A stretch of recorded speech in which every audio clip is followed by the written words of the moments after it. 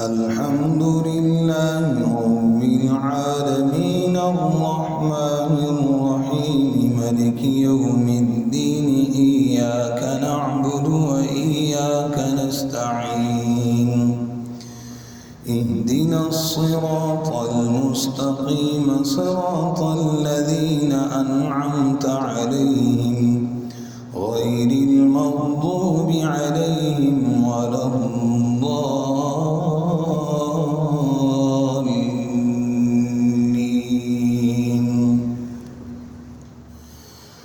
وإلى عاد أخاهم هودا قال يا قوم اعبدوا الله ما لكم من إله غيره إن أنتم إلا مفترون. يا قوم لا أسألكم عليه أجرا إن أجري إلا على الذي فطرني أفلا تعقلون. ويا قوم استغفروا ربكم ثم توبوا إليه يرسل السماء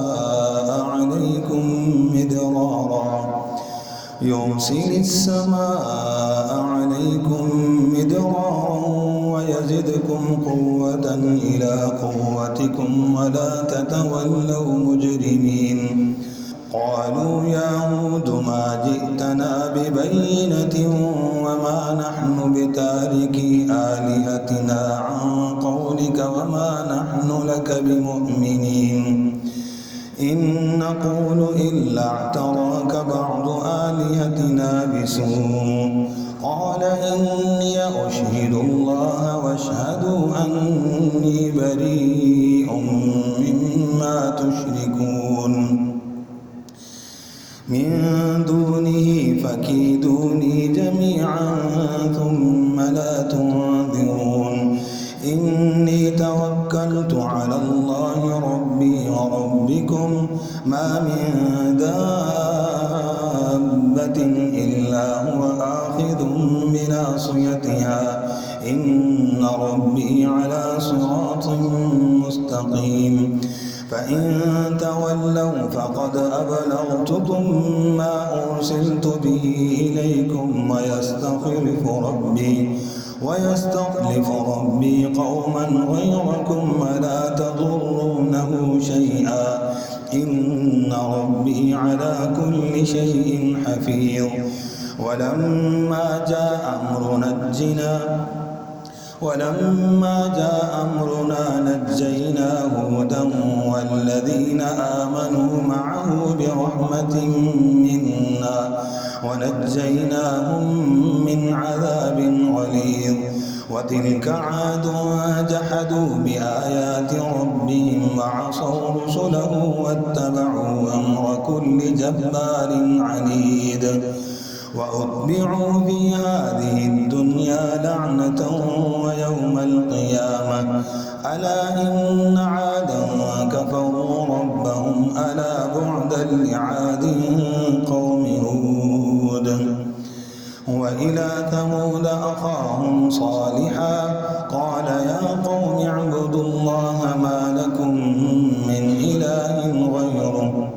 هو أنشأكم من الأرض واستعمركم فيها فاستغفروه ثم توبوا إليه إن ربي قريب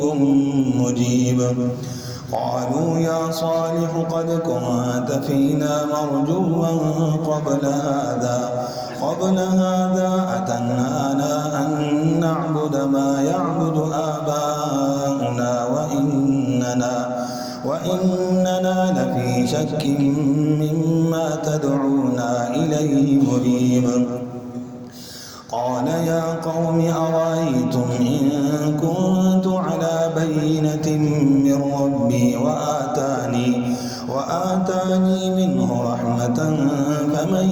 ينصرني من الله إن عصيته فما تزيدونني غير تخسير. ويا قوم هذه ناقة الله لكم آية فذروها تأكل في أرض الله ولا تمسوها بسوء فيأخذكم عذاب قريب. فعقروها فقال تمتعوا في داركم 3 أيام ذلك وعد غير مكذوب. فلما جاء أمرنا نجينا صالحا والذين آمنوا معه برحمة منا ومن خزي يومئذ إن ربك هو القوي العزيز. وأخذ الذين ظلموا الصيحة فأصبحوا في ديارهم جاثمين كأن لم يغنوا فيها ألا إن ثمودا كفروا ربهم ألا بعدا لثمود. ولقد جاءت رسلنا إبراهيم بالبشرى قالوا سلاما قال سلام فما لبث أن جاء بعجل حنيذ. فلما رأى أيديهم لا تصل إليه نكرهم وأوجس منهم خيفة قالوا لا تخف إنا أرسلنا إلى قوم لوط وامرأته قائمة فضحكت فبشرناها بإسحاق ومن وراء إسحاق يعقوب. قالت يا ويلتى أألد وأنا عجوز وهذا بعلي شيخا إن هذا لشيء عجيب. قالوا أتعجبين من أمر الله رحمة الله وبركاته عليكم أهل البيت إنه حميد مجيد. فلما ذهب عن إبراهيم الروع وجاءته البشرى يجادلنا في قوم لوط إن إبراهيم لحليم أواه منيب. يا إبراهيم أعرض عن هذا إنه قد جاء أمر ربك وإنهم آتيهم عذاب غير مردود. ولما جاءت رسلنا لوطا سيء بهم وضاق بهم ذرعا وقال هذا يوم عصيب. وجاءه قومه يهرعون إليه ومن قبل كانوا يعملون السيئات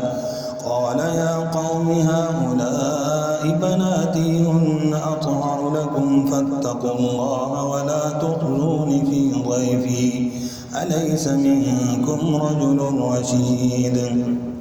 قالوا لقد علمت ما لنا في بناتك من حق وإنك لتعلم ما نريد. قال لو أن لي بكم قوة أو آوي إلى ركن شديد. قالوا يا لوط إنا رسل ربك لن يصلوا إليك فاسر بأهلك بقطع من الليل ولا يلتفت منكم أحد إلا امرأتك إنه مصيبها ما أصابهم إن موعدهم الصبح أليس الصبح بقريب. فلما جاء أمرنا جعلنا عاليها سافلها وأمطرنا عليها حجارة من سجيل منضود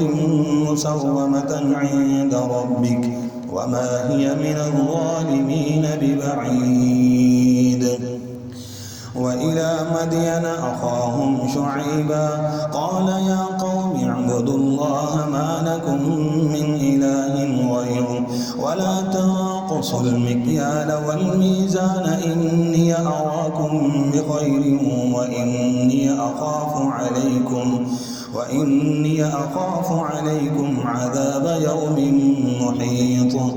ويا قوم أوفوا المكيال والميزان بالقسط ولا تبخسوا الناس أشياءهم ولا تعثوا في الأرض مفسدين بقية الله خير لكم إن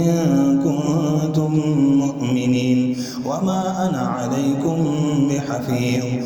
قالوا يا شعيب أصلواتك تأمرك أن نترك ما يعبد آباؤنا أو أن نفعل في أموالنا ما نشاء إنك لأنت الحليم الرشيد قال يا قوم أرأيتم إن كنت على بينة من ربي ورزقني منه رزقا حسنا وما أريد أن أخالفكم إلى ما أنهاكم عنه إن أريد إلا الإصلاح ما استطعت وما توفيقي إلا بالله عليه توكلت وإليه أنيب ويا قوم لا يجرمنكم شقاقي أن يصيبكم مثل ما أصاب قوم نوح أو قوم هود أو قوم صالح وما قوم لوط منكم ببعيد واستغفروا ربكم ثم توبوا إليه إن ربي رحيم ودود قالوا يا شعيب ما نفقه كثيرا مما تقول وإنا لنراك فينا ضعيفا ولولا رهتك لرجمناك وما أنت علينا بعزيز قال يا قوم أرهطي أعز عليكم من الله واتخذتموه وراءكم ظهريا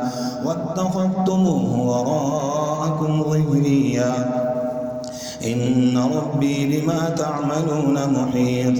ويا قوم اعملوا على مكانتكم إني عامل سوف تعلمون من يأتيه عذاب يخزيه ومن هو كاذب وارتقبوا إني معكم رقيب ولما جاء أمرنا نجينا شعيبا والذين آمنوا معه برحمة منا وأخذت الذين ظلموا الصيحة فأصبحوا في ديارهم جاثمين كأن لم يغنوا فيها ألا بعدا لمدين كما بعدت ثمود ولقد أرسلنا موسى بآياتنا وسلطان مبين إلى فرعون وملئه فاتبعوا أمر فرعون وما أمر فرعون برشيد يقدم قومه يوم القيامة فأوردهم النار وبئس الورد المورود وأتبعوا في هذه لعنة ويوم القيامة بئس الرفد المرفود ذلك من أنباء القرى نقصه عليك منها قائم وحصيد وما ظلمناهم ولكن ظلموا أنفسهم فما أغنت عنهم آلهتهم التي يدعون من دون الله من شيء لما جاء أمر ربك وما زادوهم غير تتبيب وكذلك أخذ ربك إذا أخذ القرى وهي ظالمة إن أخذه أليم شديد إن في ذلك لآية لمن خاف عذاب الآخرة ذلك يوم مجموع له الناس وذلك يوم مشهود وما نؤخره إلا لأجل معدود يوم يأتي لا تكلم نفس إلا بإذنه فمنهم شقي وسعيد فأما الذين شقوا ففي النار لهم فيها زفير وشهيق خالدين فيها ما دامت السماوات والأرض إلا ما شاء ربك إن ربك فعال لما يريد وأما الذين سعدوا ففي الجنة خالدين فيها ما دامت السماوات والأرض إلا ما شاء ربك عطاء غير مجذوذ فلا تك في مرية مما يعبد هؤلاء ما يعبدون إلا كما يعبد آباؤهم من قبل وإنا لموفوهم نصيبهم غير منقوص ولقد آتينا موسى الكتاب فاختلف فيه ولولا كلمة سبقت من ربك لقضي بينهم وإنهم لفي شك منه مريب وإن كلا لما ليوفينهم ربك أعمالهم إنه بما يعملون خبير فاستقم كما أمرت ومن تاب معك ولا تطغوا إنه بما تعملون بصير ولا تركنوا إلى الذين ظلموا فتمسكم النار وما لكم من دون الله من أولياء ثم لا تنصرون وأقم الصلاة طرفي النهار وزلفا من الليل إن الحسنات يذهبن السيئات ذلك ذكرى للذاكرين واصبر فإن الله لا يضيع أجر المحسنين فلولا كان من القرون من قبلكم أولو بقية ينهون عن الفساد في الأرض إلا قليلا ممن أنجينا منهم واتبع الذين ظلموا ما أترفوا فيه وكانوا مجرمين وما كان ربك ليهلك القرى بظلم وأهلها مصلحون ولو شاء ربك لجعل الناس أمة واحدة ولا يزالون مختلفين إلا من رحم ربك ولذلك خلقهم وتمت كلمة ربك لأملأن جهنم من الجنة والناس أجمعين وكلا نقص عليك من أنباء الرسل ما نثبت به فؤادك وجاءك في هذه الحق وموعظة وذكرى للمؤمنين وقل للذين لا يؤمنون اعملوا على مكانتكم إنا عاملون وانتظروا إنا منتظرون ولله غيب السماوات والأرض وإليه يرجع الأمر كله فاعبده وتوكل عليه وما ربك بغافل عما تعملون ألف لام را تلك آيات الكتاب المبين إنا أنزلناه قرآنا عربيا لعلكم تعقلون نحن نقص عليك أحسن القصص بما أوحينا إليك هذا القرآن وإن كنت من قبله لمن الغافلين إذ قال يوسف لأبيه يا أبت إني رأيت 11 كوكبا والشمس والقمر رأيتهم لي ساجدين قال يا بني لا تقصص رؤياك على إخوتك فيكيدوا لك كيدا إن الشيطان للإنسان عدو مبين وكذلك يجتبيك ربك ويعلمك من تأويل الأحاديث ويتم نعمته عليك وعلى آل يعقوب كما أتمها على أبويك من قبل إبراهيم وإسحاق إن ربك عليم حكيم لقد كان في يوسف وإخوته آيات للسائلين إذ قالوا ليوسف وأخوه أحب إلى أبينا منا ونحن عصبة إن أبانا لفي ضلال مبين اقتلوا يوسف أو اطرحوه أرضا يخل لكم وجه أبيكم وتكونوا من بعده قوما صالحين قال قائل منهم لا تقتلوا يوسف وألقوه في غيابات الجب يلتقطه بعض السيارة إن كنتم فاعلين قالوا يا أبانا ما لك لا تأمنا على يوسف وإنا له لناصحون أرسله معنا غدا يرتع ويلعب وإنا له لحافظون قال إني ليحزنني أن تذهبوا به وأخاف أن يأكله الذئب وأنتم عنه غافلون قالوا لئن أكله الذئب ونحن عصبة إنا إذا لخاسرون فلما ذهبوا به وأجمعوا أن يجعلوه في غيابات الجب وأوحينا إليه لتنبئنهم بأمرهم هذا وهم لا يشعرون وجاءوا أباهم عشاء يبكون قالوا يا أبانا إنا ذهبنا نستبق وتركنا يوسف عند متاعنا فأكله الذئب وما أنت بمؤمن لنا ولو كنا صادقين وجاءوا على قميصه بدم كذب قال بل سولت لكم أنفسكم أمرا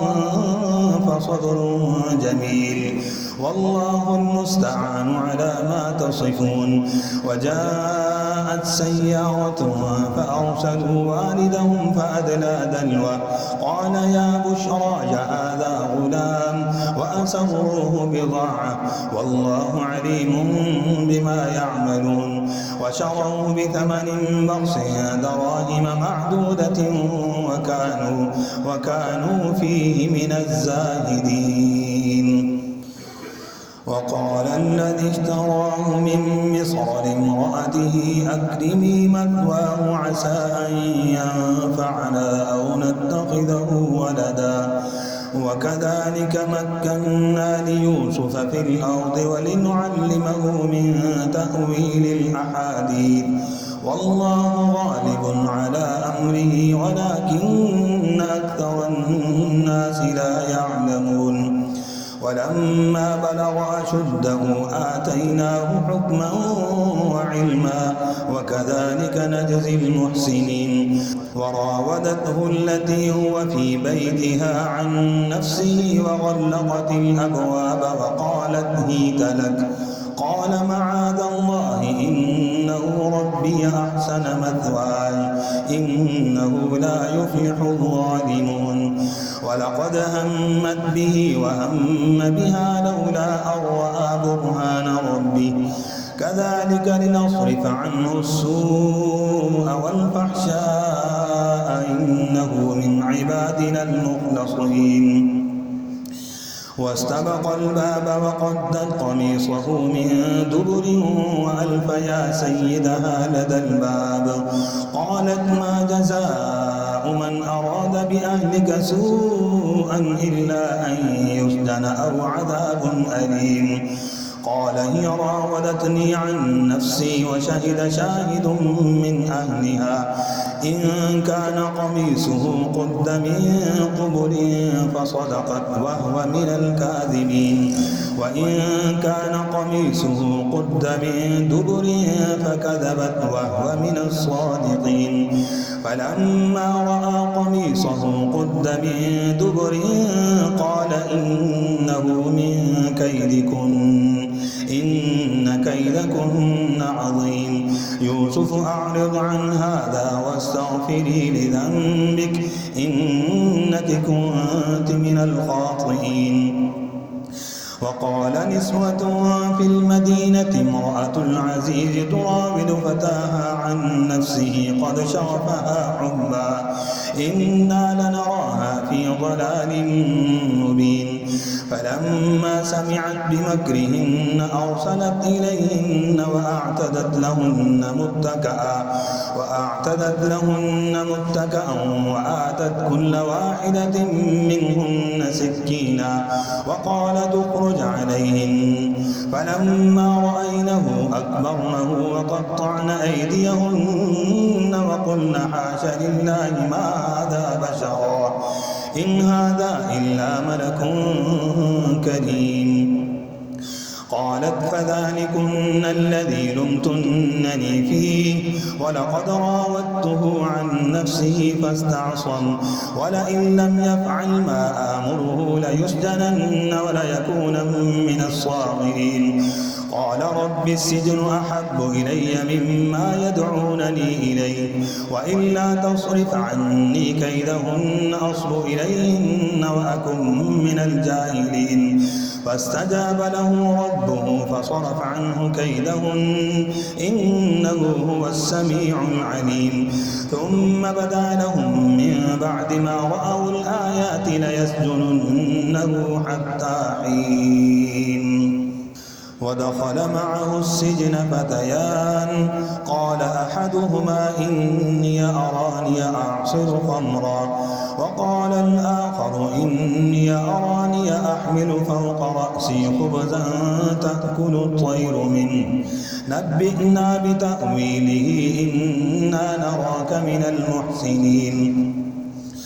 قال لا يأتيكما طعام ترزقانه إلا نبأتكما بتأويله قبل أن يأتيكما ذلكما مما علمني ربي إني تركت ملة قوم لا يؤمنون بالله وهم بالآخرة هم كافرون واتبعت ملة آبائي إبراهيم وإسحاق ويعقوب ما كان لنا أن نشرك بالله من شيء ذلك من فضل الله علينا وعلى الناس ولكن أكثر الناس لا يشكرون يا صاحبي السجن أأرباب متفرقون خير أم الله الواحد القهار ما تعبدون من دونه إلا أسماء سميتموها أنتم وآباؤكم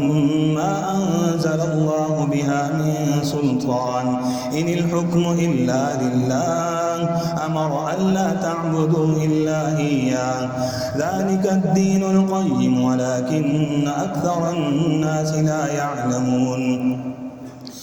يا صاحبي السجن أما أحدكما فيسقي ربه خمرا وأما الآخر فيصلب فتأكل الطير من رأسه قضي الأمر الذي فيه تستفتيان وقال للذي ظن أنه ناج منه اذكرني عند ربك فأنساه الشيطان ذكر ربه فلبث في السجن بضع سنين وقال الملك إني أرى 7 بقرات سمان يأكلهن 7 عجاف و7 سنبلات خضر وأخرى يابسات يا أيها الملأ وافتوني في رؤياي إن كنتم للرؤيا تعبرون قالوا أضغاث أحلام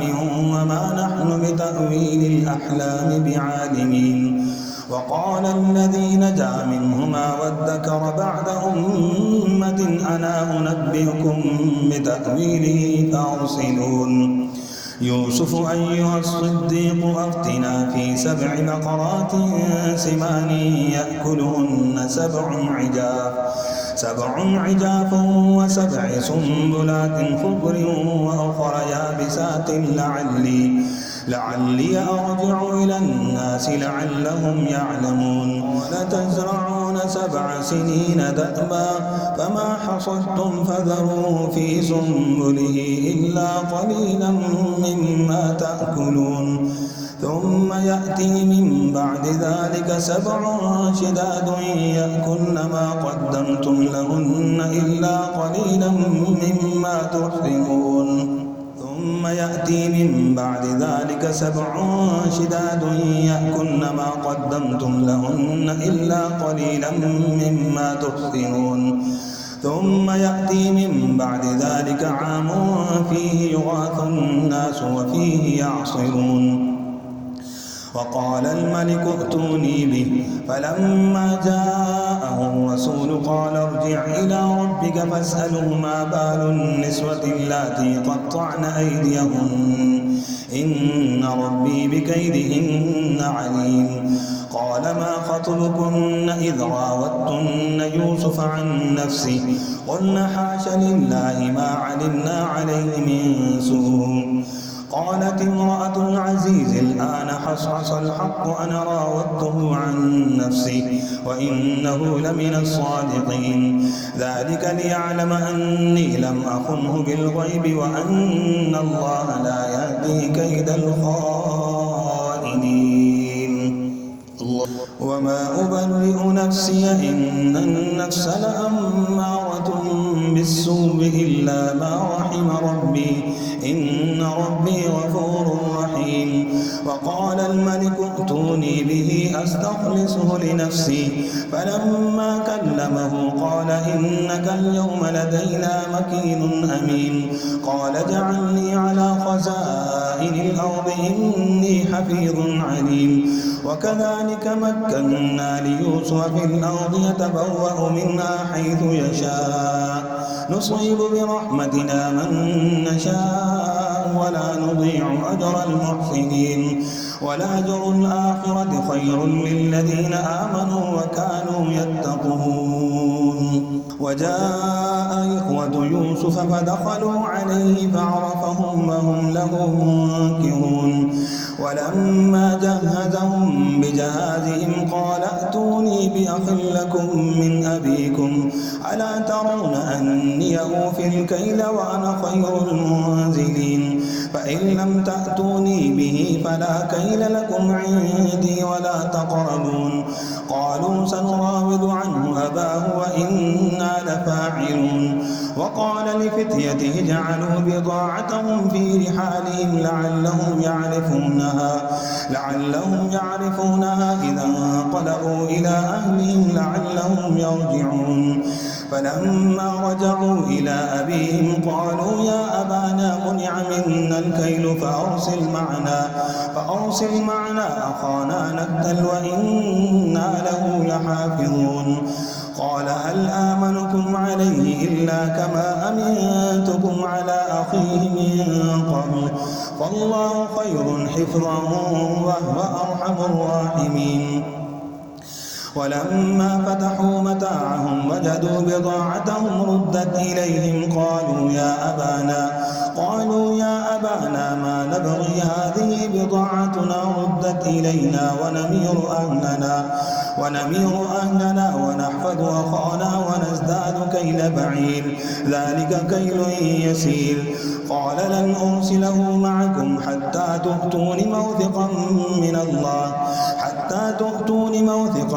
الله لتأتونني به إلا أن يحاط بكم فلما آتوه موثقهم قال الله على ما نقول وكيل وقال يا بني لا تدخلوا من باب واحد وادخلوا من أبواب متفرقة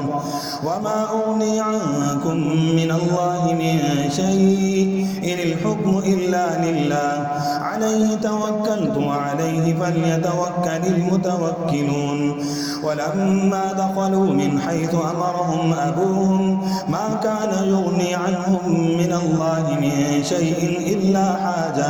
إلا حاجة في نفس يعقوب قضاها وإنه لذو علم لما علمناه ولكن أكثر الناس لا يعلمون ولما دخلوا على يوسف آوى إليه أخاه قال إني أنا أخوك فلا تبتئس بما كانوا يعملون فلما جهزهم بجهازهم جعل السقاية في رحل أخيه ثم أذن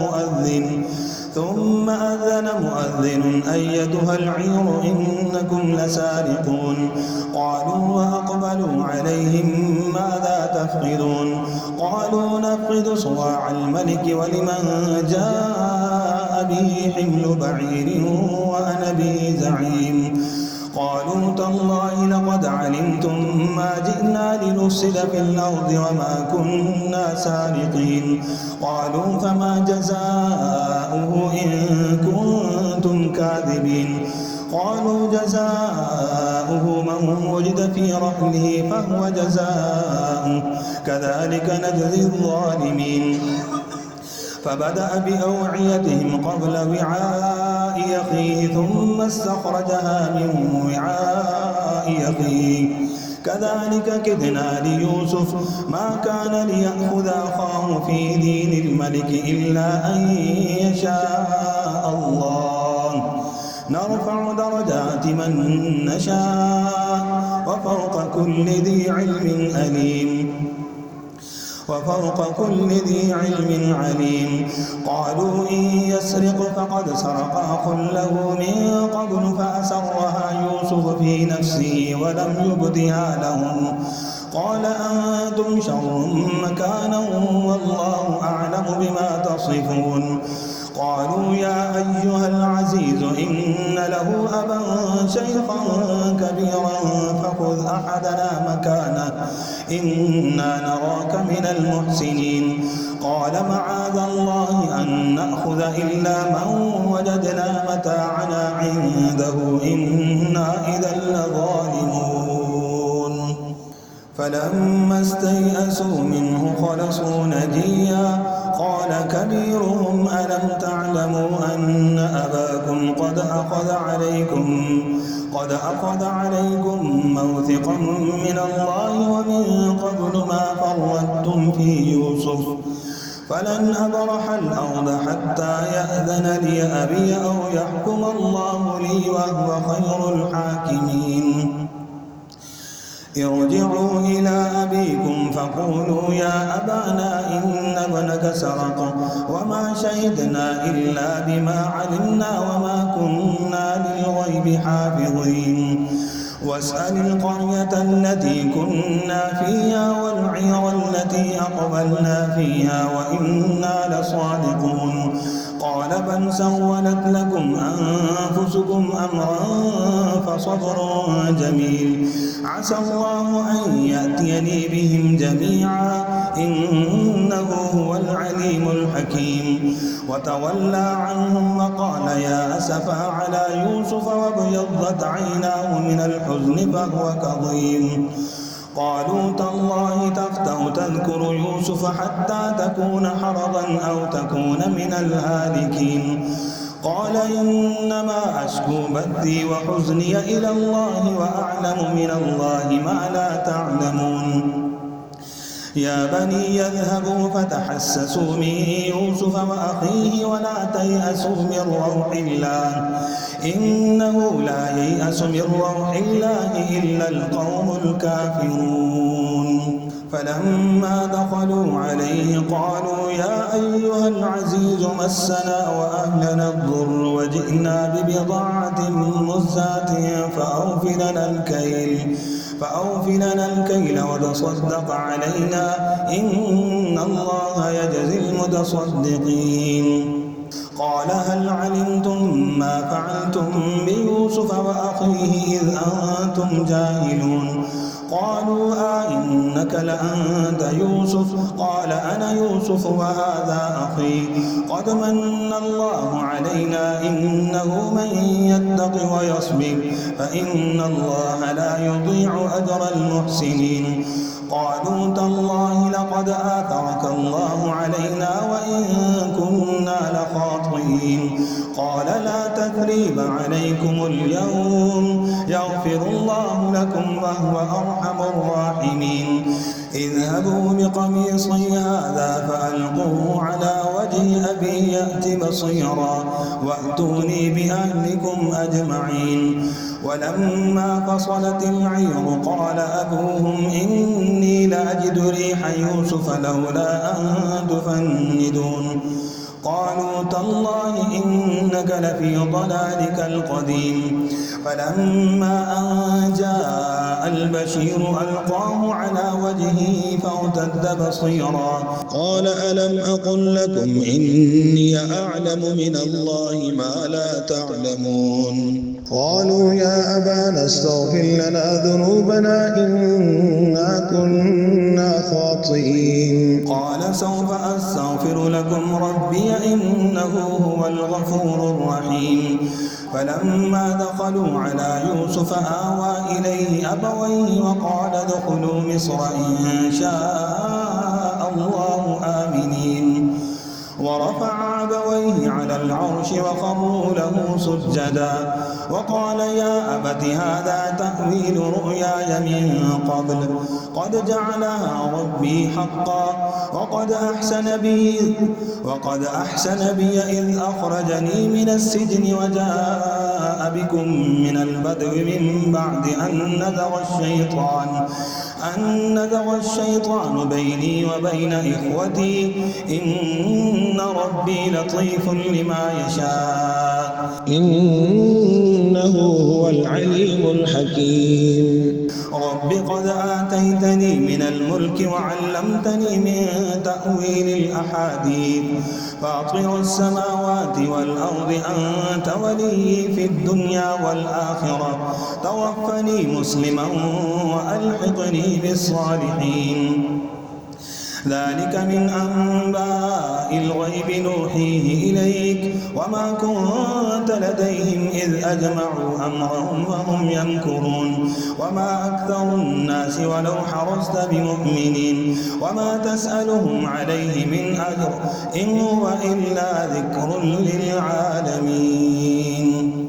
وكأي من آية في السماوات والأرض يمرون عليها وهم عنها معرضون وما يؤمن أكثرهم بالله إلا وهم مشركون أفأمنوا أن تأتيهم غاشية من عذاب الله أو تأتيهم الساعة بغتة وهم لا يشعرون قل هذه سبيلي أدعو إلى الله على بصيرة أنا ومن اتبعني وسبحان الله وما أنا من المشركين وما أرسلنا من قبلك إلا رجالا يوحى إليهم من أهل القرى أفلم يسيروا في الأرض فينظروا كيف كان عاقبة الذين من قبلهم ولدار الآخرة خير للذين اتقوا أفلا تعقلون حتى إذا استيأس الرسل وظنوا أنهم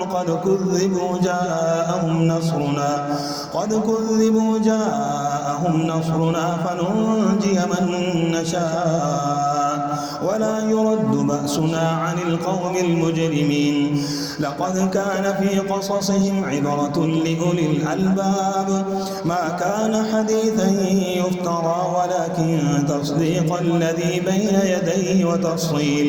وتفصيل كل شيء وهدى ورحمة لقوم يؤمنون ألف لام ميم را تلك آيات الكتاب والذي أنزل إليك من ربك الحق ولكن أكثر الناس لا يؤمنون الله الذي رفع السماوات بغير عمد ترونها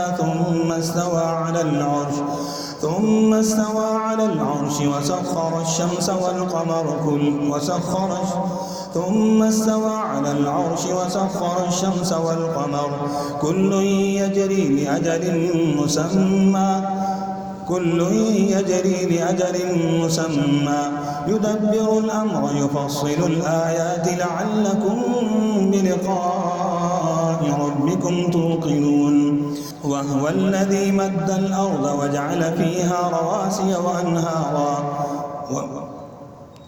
ومن كل الثمرات جعل فيها زوجين اثنين يغشي الليل النهار إن في ذلك لآيات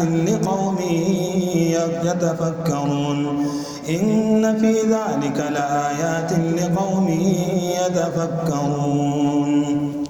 وفي الأرض قطع متجاورات وجنات من أعناب وزرع ونخيل صنوان وغير صنوان تسقى بماء واحد ونفضل بعضها على بعض في الأكل إن في ذلك لآيات لقوم يعقلون وإن تعجب فعجب قولهم أإذا كنا ترابا إنا لفي خلق جديد أولئك الذين كفروا بربهم وأولئك الأغلال في أعناقهم وأولئك أصحاب النار هم فيها خالدون ويستعجلونك بالسيئة قبل الحسنة وقد خلت من قبلهم المثلات وإن ربك لذو مغفرة للناس على ظلمهم وإن ربك لشديد العقاب ويقول الذين كفروا لولا أنزل عليه آية من ربه إنما أنت منذر ولكل قوم هاد الله يعلم ما تحمل كل أنثى وما تغيض الأرحام وما تزداد وكل شيء عنده بمقدار عالم الغيب والشهادة الكبير المتعال سواء منكم من أسر القول ومن جهر به ومن هو مستخف بالليل وسارب بالنهار له معقبات من بين يديه ومن خلفه يحفظونه من أمر الله إن الله لا يغير ما بقوم حتى يغيروا ما بأنفسهم وإذا أراد الله بقوم سوءا فلا مرد له وما لهم من دونه من وال هو الذي يريكم البرق خوفا وطمعا وينشئ السحاب الثقال ويسبح الرعد بحمده والملائكة من خيفته ويرسل الصواعق فيصيب بها من يشاء وهم يجادلون في الله وهو شديد المحال له دعوة الحق والذين يدعون من دونه لا يستجيبون لهم بشيء إلا كباسط كفيه إلى الماء ليبلغ فاه وما هو ببالغه وما دعاء الكافرين إلا في ضلال ولله يسجد من في السماوات والأرض طوعا وكرها وظلالهم بالغدو والآصال الله أكبر قل من رب السماوات والأرض قل الله قل أفاتخذتم من دونه أولياء لا يملكون لأنفسهم نفعا ولا ضرا قل هل يستوي الأعمى والبصير أم هل تستوي الظلمات والنور أم جعلوا لله شركاء خلقوا كخلقه فتشابه الخلق عليهم قل الله خالق كل شيء وهو الواحد القهار أنزل من السماء ماء فسالت أودية بقدرها فاحتمل السيل زبدا رابيا ومما توقدون عليه في النار ابتغاء حلية أو متاع زبد مثله كذلك يضرب الله الحق والباطل فأما الزبد فيذهب جفاء وأما ما ينفع الناس فيمكث في الأرض كذلك يضرب الله الأمثال للذين استجابوا لربهم الحسنى والذين لم يستجيبوا له لو أن لهم ما في الأرض جميعا ومثله معه لافتدوا به أولئك لهم سوء الحساب ومأواهم جهنم وبئس المهاد